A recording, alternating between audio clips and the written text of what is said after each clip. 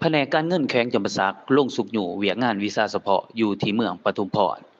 กองประชุมติดตามกวดกาและสุกอยู่เวียกงานวีซ่าเฉพาะได้จัดขึ้นในวันที่ 4 มิถุนายน ปี 2025ที่ผ่านมานี้อยู่ที่หอประชุมว่าการเมืองปทุมพรโดยการให้เกียรติเป็นประธานของทานศรีสวัสดิ์ศรีริวัฒน์ห้องหัวหน้าแผนกการเงินแขวงจำปาสักท่านเดชนครคอนสวรรค์ห้องเจ้าเมืองปทุมพรผู้สีนำคงเขตเศรษฐกิจท่านชัยศิษฐ์อัควงศ์หัวหน้าของการเงินเมืองพร้อมคณะบรรดาแขนงการที่เกี่ยวข้องแผนกการเงินแขวง ช่วยสหกรณ์ประจำเมืองตลอดฮอดพนักงานทั้งหมดของหอการเงินเมืองเข้าร่วม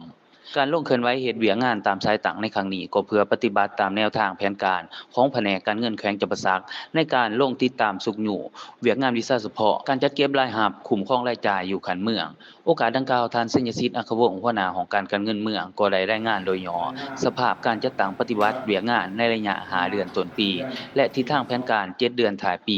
2025จากนั้นบรรดาแขกที่เข้าร่วมทั้งหมดก็ได้พร้อมกันประกอบความคิดความเห็นซึ่งกันและกันเพื่อเสริมขยายด้านดีแก้ไขข้อบกพร่องที่ยังคงค้างพร้อมนั้นท่านศรีสวัสดิ์ศิริวัฒน์รองหัวหน้าแผนกการเงินแขวงจำปาสักก็ได้ให้ติดสีนำบางปัญหาเพื่อเป็นบนอิงให้แก่ของการเงินเมืองปทุมพรนำไปจัดตั้งปฏิบัติพร้อมทั้งจะนำเอาความคิดความเห็นคำเสนอไปปรึกษาหารือและสอหาแนวทางแก้ไขให้ทันกับสภาพการณ์ตอนท้ายกองประชุมก็ยังได้รับฟังการโอ้ล้มจากท่านเดชนครคอนสวรรค์ห้องเจ้าเมืองปทุมพรผู้สีนำคงเขตเศรษฐกิจตื่มอีกเพื่อเป็นบทเรียนในการจัดตั้งปฏิบัติเวียกงานในตอนหน้าให้มีผลสำเร็จ จัดเก็บ